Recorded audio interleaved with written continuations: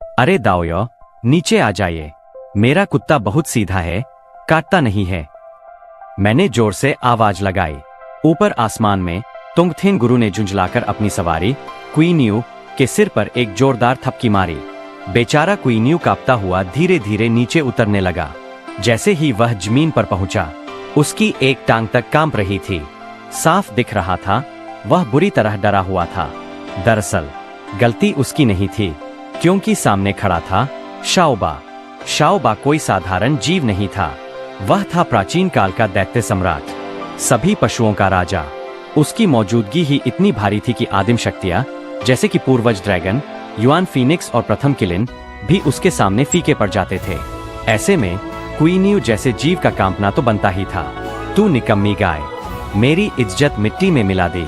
चल, कुनलुन पर्वत लौटकर तेरा हिसाब करता हूँ। तोंगथेन गुरु ने धीरे से डांट लगाई। साफ झुंझलाहट झलक रही थी। फिर वह सीधे मेरी ओर बढ़े। उनकी आंखों में चमक थी, जैसे मेरी असली ताकत को परखना चाहते हों। लेकिन जैसे ही उन्होंने जांचने की कोशिश की, उनका चेहरा बदल गया। वे कुछ भी नहीं देख पाए। एक पल के लिए उनके भीतर जैसे तूफान उठ गया। पहले ही उन्होंने मुझे समय और भाग्य की धाराओं में विचरण करते देखा था, जिससे उन्हें शक हुआ था कि मैं कोई साधारण व्यक्ति नहीं, बल्कि एक संत हूँ। और अब मेरी शक्ति का अंदाजा भी न लगा पाना उनके शक को यकीन में बदल रहा था। लेकिन सच्चाई कुछ और थी। मेरे पास था 4 महान अराजक खजानों में से एक अराजक मोती। इस मोती की सबसे खास बात यह थी कि यह हर चीज को छुपा सकता था, यहाँ तक कि स्वर्गीय नियमों और ब्रह्मांडीय मार्ग से भी। यही वजह थी कि तोंगथेन गुरु मेरे स्तर को समझ ही नहीं पाए। उन्होंने हल्का सा गला सूखते हुए निगला और तुरंत हाथ जोड़कर बोले, दाओयो प्रणाम।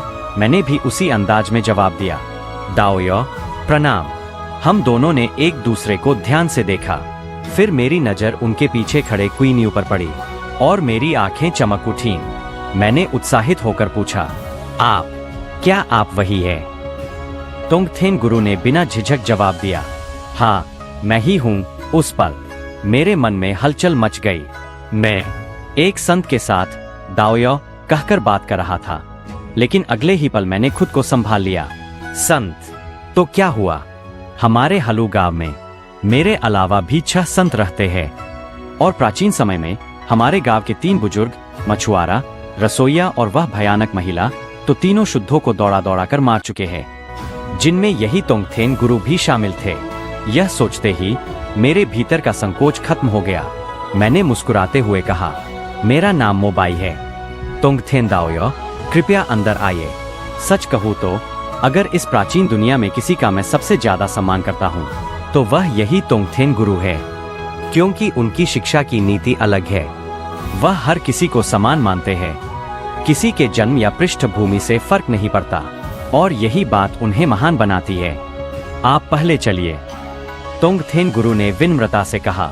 और इस तरह हम दोनों साथ साथ उस रहस्यमयी समय की धारा में आगे बढ़ने लगे।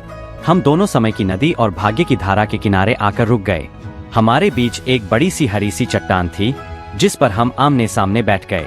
तोंगथेन गुरु ने यूं ही उन बहती धाराओं की ओर नजर डाली, लेकिन अगले ही पल उनकी आंखें ठहर गईं, जैसे उन्होंने कुछ ऐसा देख लिया हो जो नहीं देखना चाहिए था। उनके सामने दृश्य बदलने लगे। उनकी पूरी शिक्षा प्रणाली, उनका महान संप्रदाय, हजारों शिष्यों से भरा हुआ, अचानक विनाश की ओर बढ़ता दिखा। अनगिनत अमर गिरते जा रहे थे। पूरा संप्रदाय जैसे मिटता जा रहा था। ये क्या? तोंगथेन गुरु स्तब्ध रह गए। उनका चेहरा पल भर में उतर गया, आंखों में अविश्वास साफ झलक रहा था। मैं भी चौंक गया। तोंगथेन दाओयो, क्या हुआ आपको? उन्होंने मेरी तरफ देखा, लेकिन जवाब देने के बजाय गंभीर आवाज में पूछा, दाओयो, क्या इन नदियों में जो दृश्य दिखते हैं वो सच होते हैं? मैं हल्का सा मुस्कुराया, हाँ, जो दिखता है वो सच ही होता है।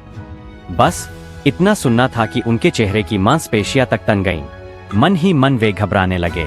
क्या सच में उनका संप्रदाय नष्ट होने वाला है? कौन है जो इतना शक्तिशाली है कि उनके पूरे पंथ को मिटा सके? मैंने माहौल हल्का करने के लिए हंसते हुए कहा, अरे ये नदियां बड़ी अजीब है, कभी कभी अजीब अजीब दृश्य दिखा देती है। मैंने तो एक बार खुद को देखा था, इन सबसे ऊपर उठकर अमर और अजय बनते हुए। तोंगथेन गुरु ने मेरी बात सुनी और बस मुझे घूरते रह गए। उनके चेहरे पर साफ लिखा था, ये आदमी मजाक कर रहा है या सच में ऐसा सोचता है। मैं जोर से हंसा। छोड़िए ये सब, आज तो हमारी मुलाकात हुई है, आज तो जमकर पिएंगे। इतना कहकर मैंने अपना बैंगनी कद्दू निकाला। तोंगथेन गुरु थोड़ा असहज होकर बोले, वो मैं शराब नहीं पीता। मैंने जैसे ही कद्दू का ढक्कन खोला और उनकी बात सुनी तो हंस पड़ा। अरे तोंगथेन दाओयो भी कमाल करते हैं, कोई मर्द शराब नहीं पीता। खैर आपकी मर्जी। मैं ढक्कन बंद करने ही वाला था कि अचानक एक अद्भुत खुशबू हवा में फैल गई। वो सिर्फ शराब की महक नहीं थी, उसमें एक गहरी रहस्यमय दाओ की शक्ति भी घुली हुई थी। तोंगथेन गुरु के नथुनों में जैसे ही वो सुगंध पहुंची, उनका पूरा अस्तित्व हिल गया। उनका मन साफ होने लगा, आत्मा जैसे किसी उच्च सत्य को छू रही हो। ये कैसी शराब है? उन्होंने अविश्वास से कहा। इसमें इतनी गहरी दाव की शक्ति कैसे हो सकती है? उनकी आंखें चमक उठीं। बिना सोचे समझे उन्होंने तुरंत मेरा हाथ पकड़ लिया, जैसे ये मौका खोना नहीं चाहते हों। मैं थोड़ा हैरान हुआ। अरे दाओयो, आप तो कह रहे थे कि आप नहीं पीते। तोंगथेन गुरु का चेहरा हल्का लाल हो गया। वो हंसते हुए बोले, वो मुझे लगता है मोबाई दाओयो सही कह रहे थे। अगर आदमी शराब न पिए तो फिर कैसा आदमी? मैं पीता हूँ। एक तरफ खड़ा क्वीनियो ये सब देख रहा था, पूरी तरह दंग। उसने मन ही मन सोचा, मालिक आज तो बिल्कुल ही अपनी छवि भूल गए। तभी उसकी नजर फिर से शाओबा पर पड़ी। बस एक झलक और उसका पूरा शरीर फिर से कांपने लगा। डर के मारे उसने सिर तक उठाने की हिम्मत नहीं की। मैं ये सब देखकर हंस पड़ा। फिर मैंने जोर से तोंगथेन गुरु के कंधे पर हाथ मारा और ठहाका लगाते हुए कहा, आइए आज तो मजा ही आ जाएगा। बस अब ठीक है तोंगथेन दाओयो, अब लग रहे हो असली मर्द। मैंने हंसते हुए कहा। यह सुनकर पास खड़ा क्वीनियो अपनी बड़ी बड़ी आंखों से ये नजारा देखता रहा। उसका पूरा चेहरा जैसे झटके खा रहा था। आखिर सामने खड़े थे एक महान संत और मैं उनके कंधे पर हाथ रखकर ऐसे बात कर रहा था जैसे कोई पुराना दोस्त हो। सबसे हैरानी की बात ये थी, तोंगथेन गुरु को इससे जरा भी फर्क नहीं पड़ा। मैंने बिना देर किए 2 प्याले निकाले और उनके लिए शराब उंडेल दी। तोंगथेन गुरु ने जैसे इंतजार ही कर रखा था। उन्होंने तुरंत प्याला उठाया और एक ही घूंट में खाली कर दिया। जैसे ही वो दाउमदिरा उनके भीतर गई, उनके शरीर में एक अजीब सी लहर दौड़ गई। एक गहरी अनंत दाओ की शक्ति उनके भीतर फैलने लगी। वो एहसास इतना गहरा था कि शब्द भी कम पड़ जाएं, मानो उनकी आत्मा किसी ऊंचे सत्य को छू रही हो। उनका मन, जो हमेशा स्थिर रहता था, आज पहली बार पूरी तरह साफ और उजला हो गया।